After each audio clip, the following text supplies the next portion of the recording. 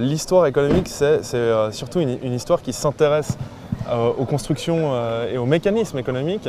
Et c'est un regard a posteriori de grands enjeux qui se sont déroulés et qui façonnent entre autres le monde actuel. Pour pouvoir expliquer un phénomène historique, il faut expliquer le contexte politique, le contexte historique, quels sont les enjeux au sein d'une société, quels sont les acteurs qui interagissent, pour en fait arriver à un processus historique déterminé. Donc finalement, quand on parle d'histoire économique, on touche à presque toutes les sciences sociales. Faire justement de l'histoire de l'économie, de l'histoire financière, de l'histoire du capitalisme global, mais aussi une histoire plus économique et sociale. C'est ça qui m'a beaucoup plu. Dans tous les cours, c'est vraiment une introduction relativement générale, mais avec les outils, on rentre dans des paradigmes, dans des champs d'études au sein même de l'histoire économique, et à partir de là, on tire des problématiques. Le cours également avec Juan Flores, sur l'histoire des relations Nord-Sud. Ils m'ont permis de voir quelles étaient les dynamiques de développement des pays du Nord, du Sud. Le gros avantage d'un master, c'est de devenir peu à peu spécialiste d'un domaine, souvent le domaine du travail de master.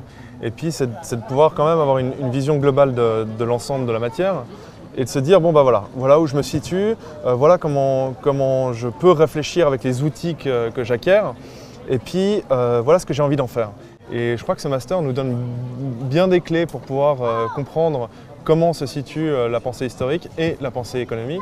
Tout à fait. Et pouvoir se dire, bah voilà où sont mes atouts et ce que j'ai envie de faire. La niche de qualité que propose en fait le master, parce qu'on est très peu d'étudiants, on a un très bon suivi, permet en fait de pouvoir spécialiser dans un domaine très précis et finalement être expert là-dedans. Je pense qu'un stage, c'est une bonne chose pour beaucoup de domaines différents.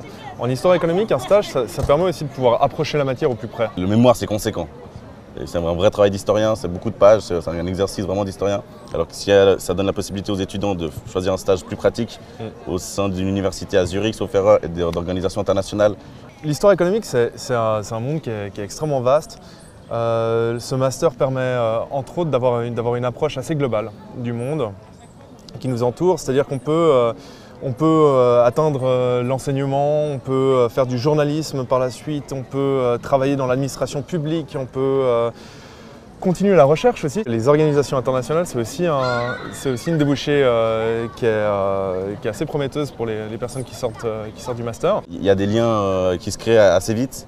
Ouais. Je me souviens qu'on avait participé au tournoi de foot universitaire avec les assistants et les profs. Il y en a certains qui s'étaient blessés, c'était assez remarquable. Il y a des apéros qui sont organisés par l'association d'histoire économique, des conférences. Ça crée des liens beaucoup plus humains, disons.